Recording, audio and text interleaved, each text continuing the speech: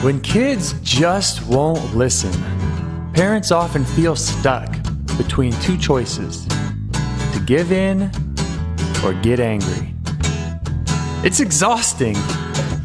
We give you the top techniques directly from the experts, helping you on your path to a more peaceful, respectful, and joyful life with your kids. Today, my guest is Reverend Christian King. Reverend King is the founder and director of the Pink House Neighborhood Resource Center in Charleston, South Carolina. The Pink House, which is painted bright pink, is dedicated to teaching the fundamentals of reading and reading comprehension with an emphasis on community service. It's a small building tucked away in a neighborhood where the local kids can walk or bicycle to spend time after school or during the summer. They advertise that participants of their program are receiving higher standardized test scores than their peers. Reverend King and her husband Calvin began renovating the dilapidated home in 1997. For context, the Pink House is not in a neighborhood that you would see on the Charleston Visitor's Guide, for example. And so they consider it not just a place for kids to play and read, but also safeguarding the kids from some of the potentially harmful alternatives and aiming to reduce things like drug dealing, early pregnancy, and violent crime. I had a chance to visit recently, and I saw dozens of kids outside playing either basketball or swinging on the swing set. Some of them were tending the garden, and I was immediately impressed by Reverend King's ability to get these kids to listen without having to chase them around in the beautiful, sweltering heat of a summer afternoon in Charleston. So here she is joining us by telephone, Reverend King. Hello, Reverend King. How are you? Hey, doing great. I'm really excited to be able to talk to you today. Can I jump right in with some questions? Yes. How did the Pink House get started? Well, I was the youth director for my church, and it was a small church, and the kids would often come and bring their friends. And one of my ways of teaching the Bible was to be able to read what's there, and then we discuss and think of how that applies to the individual lives, so that there's a sense of ownership of what's there from what you've read. And I found that a lot of the kids who were coming with my kids were having difficulty reading, comprehending, or being able to actually do that and apply it either to their lives or just understand any of what they had read. So that was my first introduction to Johnny Can't Read. And I don't have biological kids. So that was a shock to me. And as I said, it was like a baptism there, because I thought everybody could read. And I guess maybe that was also a part of my generation, too, where we thought everybody go to school. If nothing else, you're going to come out, reading. And when I discovered that, and my love of reading, and as well as my desire for the kids to be able to apply these lessons or what they've read to their lives, I also knew it would be a challenge for them in school. And so I set out to find ways that I could help them be able to read, interpret, or, just be on a even skill with their literacy. And so as I was doing that, I went to try literacy in every place that I could in terms of trying to look at creative ways for for learning, for comprehension. So eventually that paid off, and the kids were also doing better in school, of which I didn't know about until most of the kids had graduated in terms of my kids, but the parents of the other kids would come through and would ask me if I would go to school with them when there was some issues or challenges there with their child. The parents were asking you to go help advocate for the kids at school?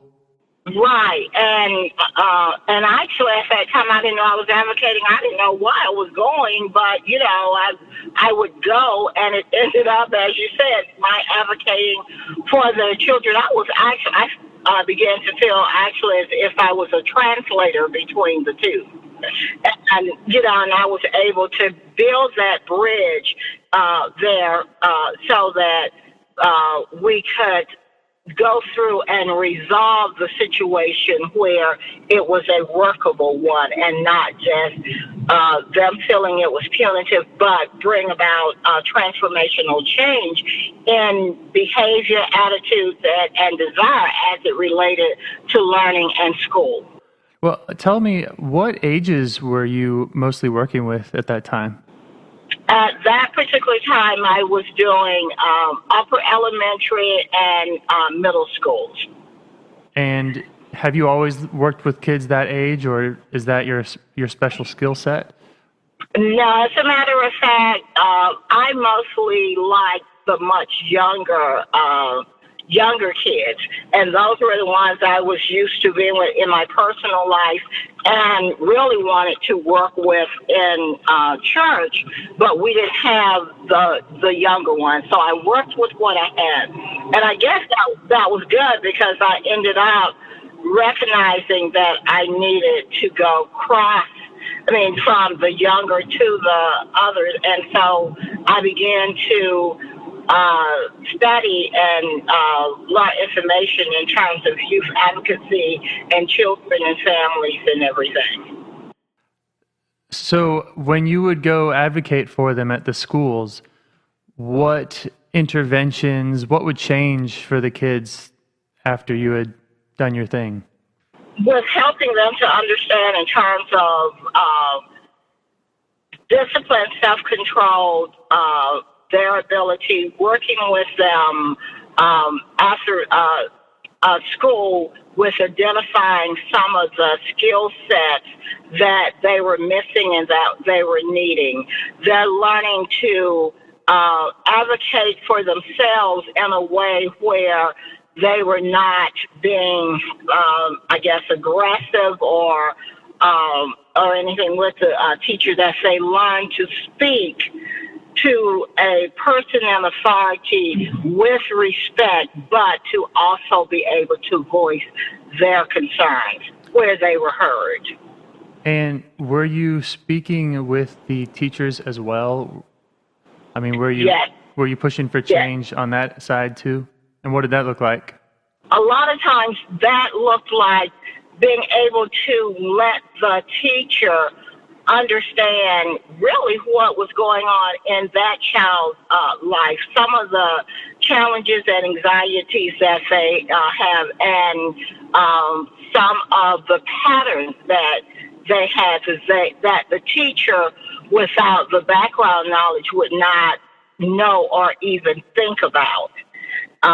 Rather, the aspect was, cultural, relational, within the family, translating over to the schools, and their need to, that child's need to also feel that because they have done this item, or that they're feeling that it is not the child, that he still has value. And so there was a bridge in terms of the communication gap often in terms of between the teacher and the child, as I'm there as their interpreter, and helping this teacher to also be able to see that child through another lens rather than basically sometimes adversarial there within the classroom. Right. So at the Pink House, though, you're more in charge. Tell us how that looks. How many kids do you have? How often? Okay. This year was the first year after about 3-4 years that I had an all-day summer program. And so my goal was to have 42 within the program, and I also participate in a free lunch program, which is open to all kids. So setting aside a time, I hope to get at least 20 additional kids from there. From that time, basically I was successful in terms of really working at the beginning of the summer, middle part, around 55 kids. And I was, just real ecstatic because I almost reached the goal that I wanted to get. My summer program gives me an opportunity to interact with the kids during the summer, get a feel for what are some of their social, academic, emotional needs. And when I start the fall program, then I already have a relationship with the majority of the kids that will be coming to the program. So for that program, based on my volunteer base, it will actually be between 25 and 40. Okay, and how much help do you have with your volunteers? Actually, right now I'm at the base in terms of recruiting. One of the things that I'll be trying is this year with work study students, both from the College of Charleston and Citadel. And I'll also be checking with West Ashley High School to see if I could get some teacher cadets to come in. Otherwise, I am one of these people that feel you work with what's in your hand. And therefore, if I do not have that for the larger amount, what I will do is work with the number that I can actually do myself, which is about 15. Right. Do you ever have any former kids who used to go to the Pink House and they're grown up now coming back to say hi? Oh, constantly. And we are, besides coming back to the Pink House, we go places and all of a sudden someone will call our names or call me Miss Reverend King, which was the name that they gave me. And immediately I'm looking, and that would be a past Pink House, either Pink House kid or parent or someone who had, been engaged in the program for some time. And we have been really blessed with the number of kids who've come by and been in and come back to just say hey and to give back and be, a part of the camp. Right. A lot of our academic focus for us is actually planned out by two of my past students who are past participants who are now, one is a teacher and one is an assistant principal. So they're able to come back and help out every now and then? Yes. And that goes along with the policy that we've had for quite some time with them, with not only the past students, but anyone else that come and share your passion with us. And for the previous students, one of the things that I emphasize to them is that to whom much is given, much is expected. So you have received, and it is your responsibility to give back. And it's not so much a responsibility as something that's a weight, but it's something that's a gift. A gift was given to you, Right. and you give a gift back to someone who's coming behind you. So you've been doing this for quite some time now. Do you have a main message? Do you have a main thing that you've learned from all these years doing this? Yes, that the kids are resilient and that it is important to teach them the skills, make them aware of what's already inside of them, so that they will know that no matter what happens, that they are resilient, they are strong, and they can do this. They are more than survivors in this. So that's the message that's the overall message that I feel is really there. That you want them to internalize that they're stronger than they think they are. Exactly. Right. That we use it in the church that says, no weapon formed against you shall prosper. So long as they know that strength and skill and truth within themselves, there's no weapon that can come through and defeat them. They always have a choice and an opportunity to get up and try again. I remember quite clearly when I first recognized just how skilled you were with handling conflict there, and I wanted to retell that story. We were outside, and some of the boys were hurling acorns or something at each other, and they were having fun doing battle. But of course, there were plenty of innocent bystanders, myself included. And you walked over very calmly, and if I remember correctly, you simply said the kids' names in order. And I think you requested that they sit down at the table for a minute. And that was it. And here's the boys who are in the middle of battle, and they're running and shouting. I don't think they saw you walk up.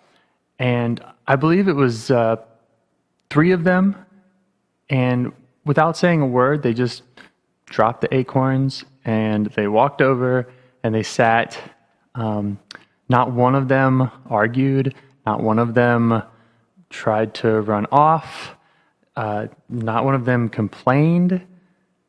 In fact, some of the other kids, I think, volunteered to sit with them too, because they knew that they were also involved and you just didn't catch them.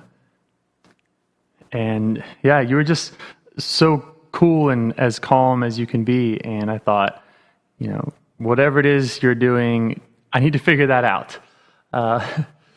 So do you have another kind of maybe recurring problem there that you'd like to share your secrets around solving?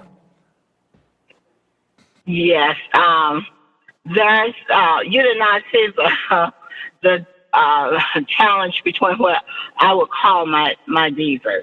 And these are my young ladies who, of course, I think all the kids are brilliant, but when they're in that tween age, and especially that with the young ladies beginning to identify or who they are, and they begin to form these groups that is necessary in terms of forming a group and belonging.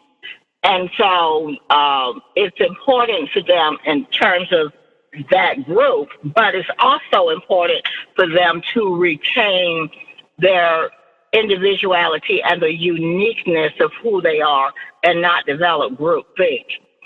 So part of what happened in that group was being able to sit down with them to understand in terms of you have to be careful that when you're in a group that you do not go through and become unkind to someone, or you create a sense of other that someone else does not belong in your group, or that someone else is so different that you can ostracize them. And so part of that that experience was to get them to understand and internalize the aspect of, would you like for that to happen to you? Would you like to be desiring to be a part of a group and then not being able to be a part because for some reason that you don't know about, something you don't have control over, you're excluded? So how would you approach them when you see, let's say that exclusion from your divas? Is that something that you rush in when you see it, or do you wait to the end of the day? Do you wait to the end of the week? How are you approaching that? I approach that by indeed waiting, but I wait for the teachable moment.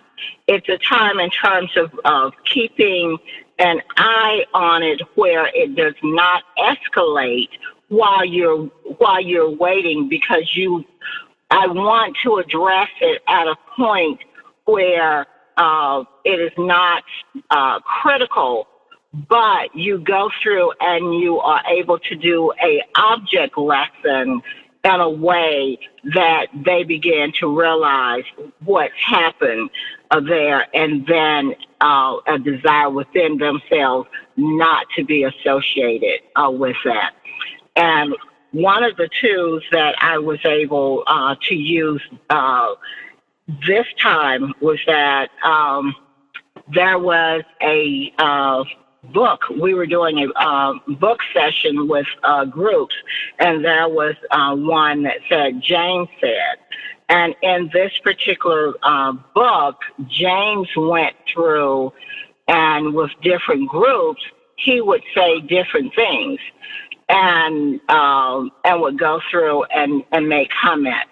So in our discussion in regards to what James said and taking a different message to different people and not being impeccable with your words, we had an opportunity where they began to go through and point out people or things that they didn't like, that they thought, was different, that should be excluded or whatever.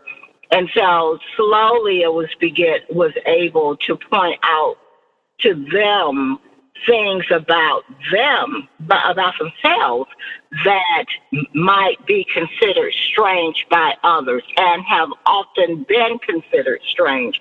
Whether it's your hair, whether it's your skin tone, whether it's your height, whether it's your body shape, whether it's the language that you use.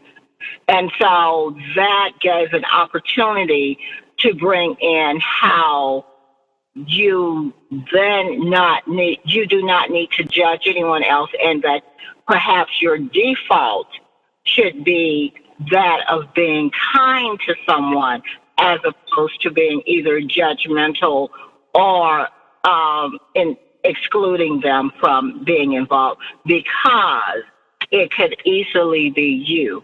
And would you like for that to happen to you? Yeah. So I'm guessing these girls they've probably heard that message before, just out in the world. What is it about your approach that's different?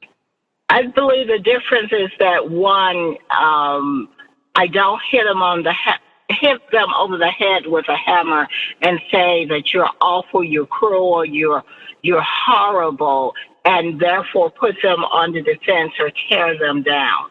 That's not needful. I meet them where they are, and I show them the difference there and allow them to experience, basically mentally, physically, their if it was them, how would you like that to happen to you? And so they get an opportunity to really experience that within themselves. And they then make the choice to go through and realize that they do not want that to be them. Right. And what's the length of that process? I mean, is this a conversation you have once? Is it a long conversation? Is it a conversation that happens over months and years? Or what's the timeline look when you have these kind of problems? I use the term teachable moment. And so you are open and waiting for the opportunity in terms of for it to create that teachable moment. Depending on the person, usually, it's not something that will go all day or hours. Usually within, I would say, half hour, 20 minutes or 20 to 30 minutes or so, they begin to get it. And then you step back. If there's more that need to be processed by that person, you are meaning me. I'm always open in terms of either further conversations or further examples for them. But it's never in terms of a conversation where I'm doing the talking.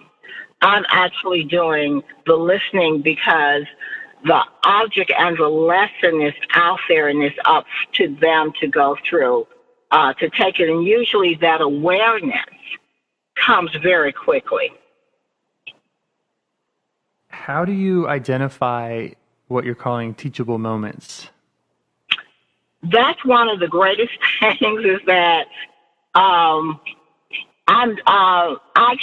it's taking yourself out of the consequence and being sensitive and aware to what's going on. And I usually say for me that it's almost like, it's in my area, I call it being a minister. I'll say it is the Holy Spirit that comes through because the object is not so much that I'm doing it. The object is for them to receive whatever it is that the skills, the tools, the awareness that's going to allow them to go through. So I step back and become aware in terms of when it is that time. And I'm still more or less me physically, mentally in a way, I'm stepping back so that the Spirit is there and that they feel open and they feel secure and they're willing to go through to take that tentative step to come to allow the transformation process to take place for them, for themselves. So it must be a choice and agreement with them. So the person that engaged, or let's say the teacher is really not the teacher, that person actually become their own teacher. Okay, I'm trying to think of a way to phrase that from a non-religious perspective. I'm wondering if you could say that that's kind of like getting one's ego out of the way, perhaps. You talked about stepping aside. Yes. Yeah. Yes. Yeah. And I agree. That is a good way of putting, because it's not about you. It's about what is needful for that person and what's going to make a difference for their lives. And one of the things, in terms of, like you said, getting the ego out of the way, it is not my responsibility in terms of making those changes. I always feel that it's between the individual and the Holy Spirit. They're learning in terms of a better way and choice for themselves. Nice. So I'm going to try to summarize the technique as I'm hearing it. You're monitoring for the problems, and when you're ready, the first thing you're doing is, as you call, stepping aside and letting the Holy Spirit act through you or be present there. Others might call it getting the ego out of the way. And then you're looking for a teachable moment, and you described that as, remind me how that was described. There's a sense of openness with them, and they are ready to look at the situation or hear it at a different level. So that means that you have to be sensitive there, and as I said before, stepping back so that interaction can take place. Maybe part of a teachable moment is they're not currently they're not angry about something. They're not maybe in front of their friends that are going to, I'm wondering, is there a way to, you're looking out for that kind of social contextual aspect too of, wait until the moment has passed, or it's going to be more teachable when they're more relaxed. Right, and they're not so defensive with it, because you're wanting them to use these tools. A lot of these are lifetime skills. Well, there are so many patterns that we're not aware that we pick up from rather society, rather our homes, rather that, and some of those do not serve us well. But we're so used to having those that we have to wait until there's a time where it can show and they can clearly see what these patterns are and be willing to go through and choose another way. So then after that, you're bringing the problem to their attention. You're not hitting them over the head with it, as you say, and then you're making sure that no matter what, you're open for further conversation afterwards. Exactly. Right. When you're making a comment on someone's behavior, you're going to leave it with, and you can talk to me more about this later. Yeah, you got to leave it with him, because James, that's so often what happens with kids, and just my observation is that we do not provide them with the tools to go through to be aware of their behavior, for them to recognize that they are the one responsible and own it, and that they can choose differently, and that there are different choices, because sometimes it's as simple as them. It's as simple as the fact that they're not aware of how what they are doing, saying, or engaging in really look or affect someone else. Do you have any favorite resources that you would recommend? Favorite books, YouTube channels, anything? Actually, for when you say favorite book, it's always the Bible. That's first with me, and I like some of the old books, such as the Seven Habits of Highly Effective People, and there's actually a teen version of that as well. Oh, really? And yes, and I think that is awesome. And then there is one, and it's still a religious genre, and it is called Victory Over Darkness. And the reason that I liked that book was not so much that it was just so religious, but the fact that they had a survey in there for you to rate how you're doing or feeling in certain key areas, such as happiness, having fun, feeling significant. And I felt that these things, regardless of where you are, how successful you're feeling, were books that if people could get those early, and especially kids or others, and see exactly where you are and what your perception and map is, that it would make a total difference to them in their lives. Victory Over Darkness and 7 Habits for Teens, 7 Habits for Adults. Definitely a great book. And the Bible. Yeah. We'll put a link to all of those. Okay. How can we learn more about you and the Pink House? Well, we do have a Facebook page, and we do have, and that's Pink House Neighborhood Resource Center. And we do have a website that we're still developing, but trying to grow with that, and it's called pinkhousecharleston.org. Okay. All right. I'll put links to all those. Is there anything that you wish I had asked? Anything else you'd like to share? Well, I guess the main thing is that we are still looking for volunteers. And the meaning of the Pink House, which is actually a pink house, but the name is an acronym for people innovating new kinships, helping others uplift services and education. Yep. I had to spell it out in my head there. Yep. It's like, yeah. Yeah. Great. Yeah.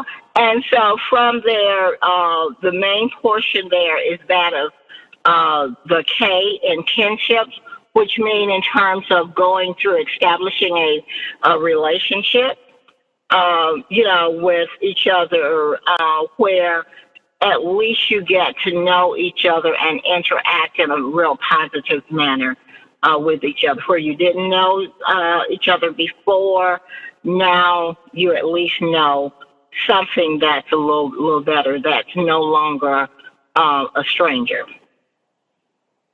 So over the years, we meaning our society, has changed from the aspect of, I feel, interdependent with each other to being more independent. And so our concept is the old concept in terms of being interdependent and knowing that my existence, my well-being, also is tied up with yours as well. So let's begin a relationship of respect. I know that's something Stephen Covey talks about in 7 Habits. Exactly, yes. And I've always felt real strongly about that. And that's why the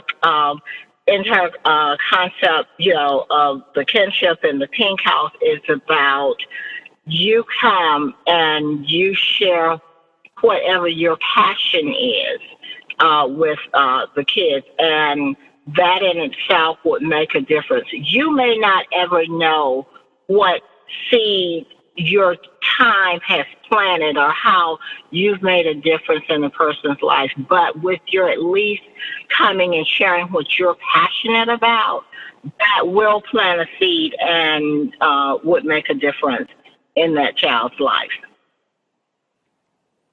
Beautiful. All right. Well, I want to be respectful of your time. So is there anything else you'd like to share?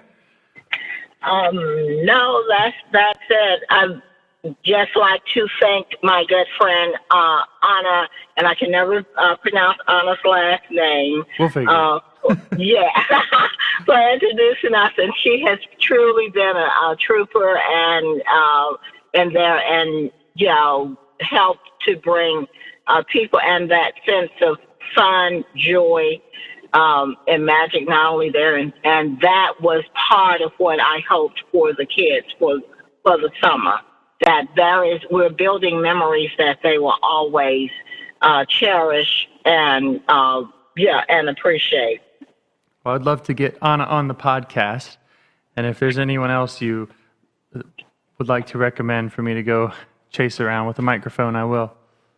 Okay. Yes, Mike Martin from the Block Up, Meredith Penny, which is with Recology. Let's see. Oh, and of course, have you ever spoken with Stuart Williams of Impact Charleston? Nope. He would be awesome. He would be an awesome person to interview. All right, I'll reach out to them, or I'll ask you to on Facebook or something. Okay. All right. Wonderful. I'd like to get all kinds of voices on here. Would be great. Okay. Wonderful. All right. All right. Thank you. Thank you so much. It's been great talking with you.